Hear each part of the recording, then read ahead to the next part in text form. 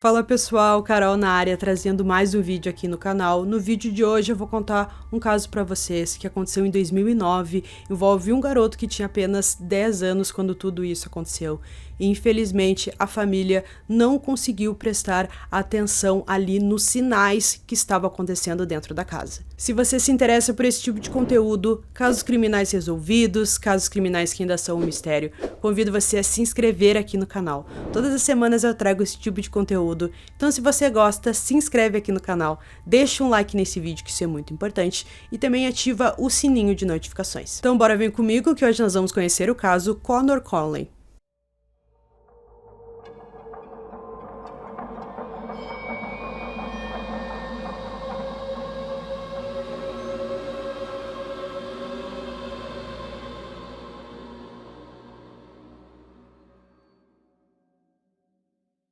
Bridget Cullen deu à luz ao seu filho mais velho, Andrew, em 14 de maio de 1992. Mais tarde, ela se casou com um homem chamado Sean e ele adotou Andrew. Juntos, os dois deram as boas-vindas a outro filho, Connor, em 29 de maio de 1999. A família morava em Raising Sun, Indiana, perto das margens do rio Ohio. Era comum o casal deixar os dois garotos sozinhos em casa de noite, pois trabalhavam em cassinos locais nesse período. Como os dois garotos já estavam mais velhos, o casal não via problema nisso. Tanto o Andrew quanto o Connor eram ótimos alunos que sempre tiveram boas notas na escola e não tinham problemas de comportamento. Mas as coisas mudaram em 2009. Quando Andrew estava com 17 anos, no início de novembro de 2009, ele contou à mãe que tentou cometer suicídio. Bridget foi pega de surpresa e ficou muito preocupada com a situação. Ela acreditou que o motivo do garoto querer tirar a própria vida foi porque ele estava tendo problemas na escola. Então, ela deixou ele abandonar a escola e fazer um GED, General Education Development.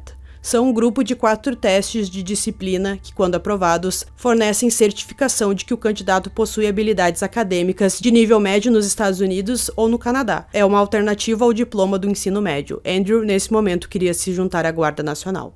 O jovem mostrou alguns cortes no peito de sua tentativa de suicídio. Ela então começou a procurar ajuda para os problemas do filho, mas em alguns momentos ela desconfiava se ele realmente queria fazer isso. Na noite de 28 de novembro de 2009, Andrew queria sair com alguns amigos e aproveitar a noite, mas sua mãe não deixou, já que ele tinha que cuidar do irmão Connor, que tinha 10 anos na época e não podia ficar sozinho em casa. Bridget disse ao filho que se ele encontrasse uma babá para o irmão, ele poderia sair com os amigos. Andrew levou Connor para a casa da avó, mas ela não estava em casa. Ele então pediu para o tio cuidar de Connor, mas ele também não podia cuidar do garoto naquela noite. Sem alternativas, Andrew voltou para casa com o irmão e desistiu de sair com os amigos. Por volta das 8h30, os dois começaram a brincar de luta, o que era comum, mas as coisas saíram do controle. Andrew apertou o pescoço do irmão numa chave de braço, enquanto Connor gritava e pedia para o irmão parar, mas ele não parou. Quanto mais o irmão gritava, mais Andrew apertava, até que a criança desmaiou. Andrew viu sangue sair da boca e nariz do irmão, mas ele ainda estava respirando. Em seguida, Andrew levou seu irmão de apenas 10 anos para a cozinha.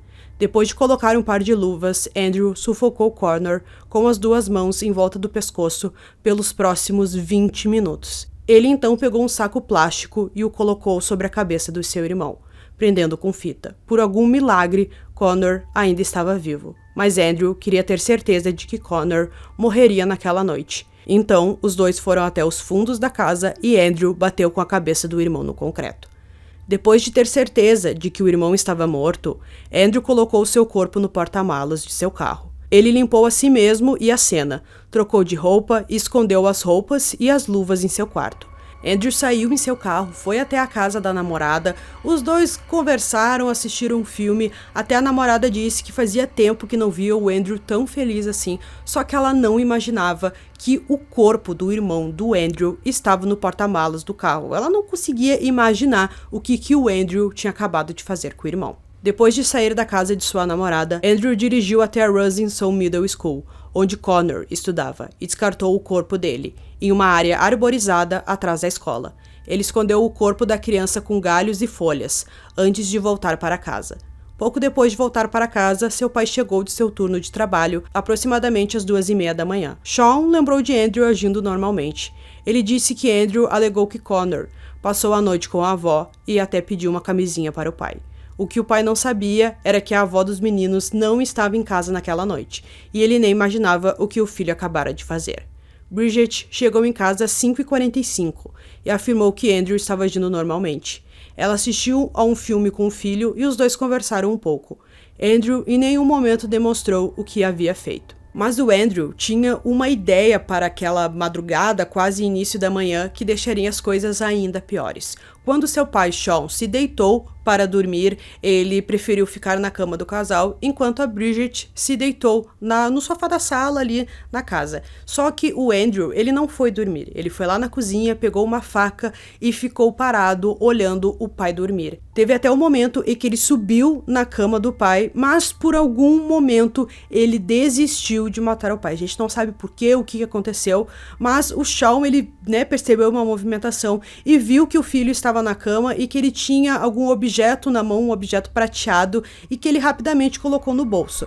É claro que o pai jamais imaginava qual era a intenção do filho naquela manhã, mas foi assim, tudo ficou normal e por algum motivo que a gente não sabe, o Andrew desistiu de matar o pai naquela manhã. Mais tarde naquele dia, enquanto os pais acreditavam que Connor estava na casa de sua avó, Sean e Andrew assistiram a um jogo de futebol. Naquela noite, Andrew dirigiu para encontrar alguns amigos e contou a 2 de seus amigos sobre o crime que cometeu na noite anterior. Por volta das 8 horas, ele entrou em uma delegacia e disse que matou acidentalmente seu irmão. Andrew contou calmamente aos policiais tudo o que tinha acontecido na noite anterior e levou as autoridades até o corpo do seu irmão atrás da escola. A autópsia mostrou que ele morreu como resultado de estrangulamento manual. Quando a polícia perguntou a Andrew por que matou o irmão, ele apenas disse que precisava. Andrew permaneceu sem emoção e sem remorso durante toda a confissão. Ele também alegou que pode ter sido influenciado pelo programa de televisão Dexter, dizendo: "Eu apenas me senti como ele." Por isso, Andrew ficou conhecido como Dexter Killer. Dexter era apenas um programa de TV que eu assistia. A única coisa que eu sentia como Dexter era que ele se sentia sozinho. Senti que ninguém me queria, mesmo tendo família e amigos. Eu apenas senti que não era bom para isso, disse Andrew em uma entrevista. Andrew também expressou que pensava em matar pessoas desde que era mais jovem. Quando a mãe ficou sabendo do que aconteceu, ela surtou e precisou ser contida dentro da delegacia. Ela gritou com Andrew dizendo: "Você matou meu filho", e ele apenas respondeu com "Eu sei". Bridget e Sean não estavam interessados em apoiar Andrew e acreditavam que haviam perdido os 2 filhos naquele dia. Quando a notícia veio ao público, a comunidade ficou chocada. Ninguém conseguia acreditar que um garoto de 17 anos teve a coragem de matar o próprio irmão, que ainda era uma criança.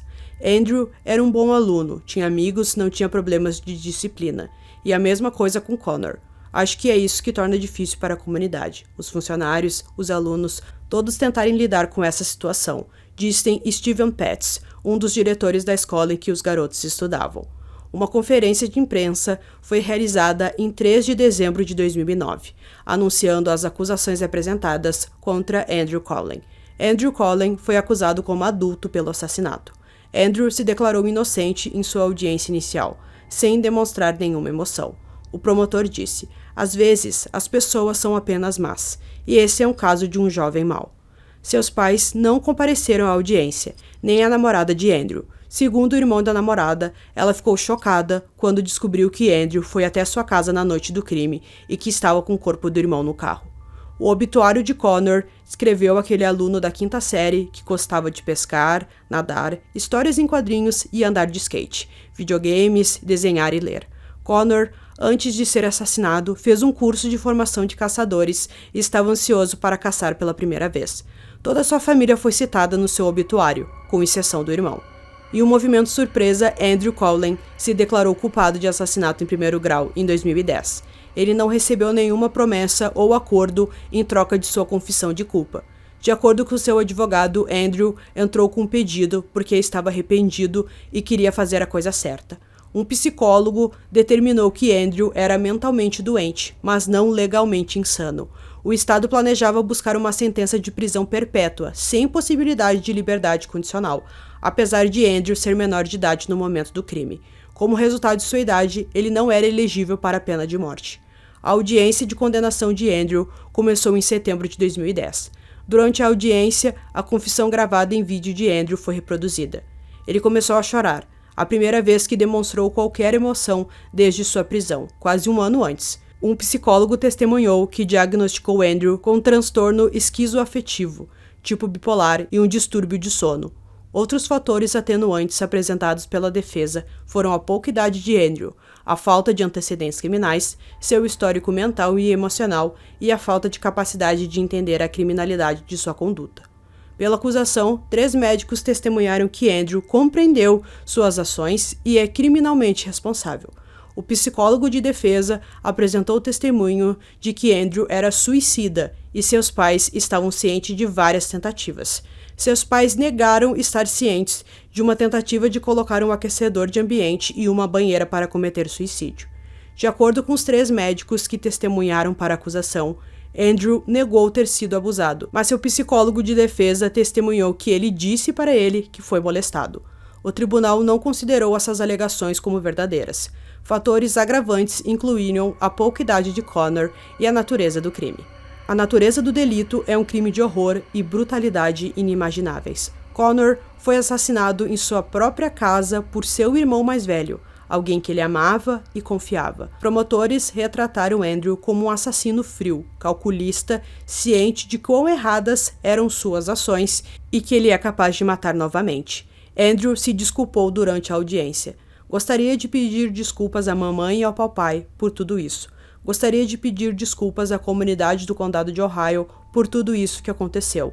Eu ainda não tenho ideia por que isso aconteceu, mas eu realmente gostaria de não ter feito. Eu durmo todas as noites e acordo todas as manhãs e desejo poder mudar o que aconteceu. Eu sei que quando eu morrer, eu vou para o inferno. O juiz deu a Andrew Cullen uma sentença de prisão perpétua sem possibilidade de liberdade condicional.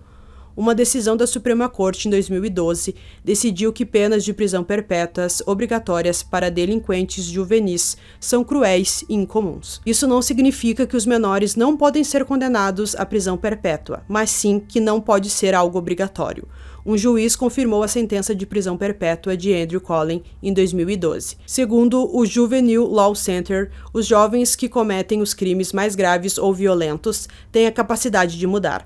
Desde sua sentença, Andrew continuou a apelar de sua sentença atrás das grades na prisão. Em uma audiência de apelação em 2018, Bridget testemunhou que havia pedido a sentença máxima para seu filho, mas desde então mudou de ideia. Ela agora acredita que a sentença é muito dura para Andrew, pois Andrew tinha apenas 17 anos na época do crime. Em fevereiro de 2021, o Tribunal de Apelação concedeu a Andrew Cullen uma nova sentença com base em uma alegação de assistência ineficaz do advogado. O tribunal considerou que seu advogado de defesa não representava adequadamente os fatores atenuantes, incluindo doença mental grave. Em junho de 2022, a Suprema Corte confirmou a sentença de prisão perpétua sem liberdade condicional emitida para Andrew. A Suprema Corte rejeitou todos os argumentos de Andrew. A promotora do caso fez a seguinte declaração: o assassinato cometido por Andrew Cullen foi um dos mais brutais e insensíveis já cometidos no condado de Ohio. A evidência era clara e a sentença era justa.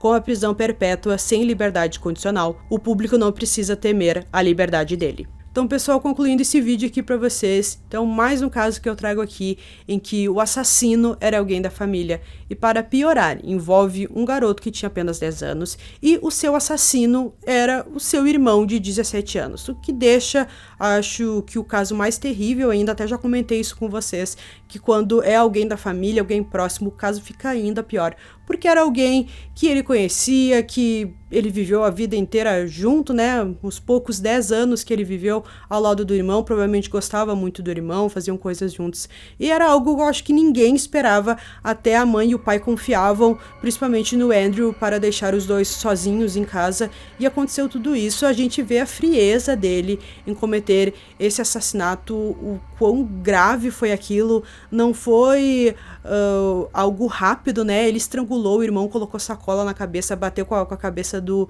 irmão no concreto, então é algo muito brutal, é um caso assim que realmente mexe muito com a gente. Então eu espero que vocês tenham gostado desse vídeo, esse foi mais um vídeo aqui no canal, durmam bem e até o próximo.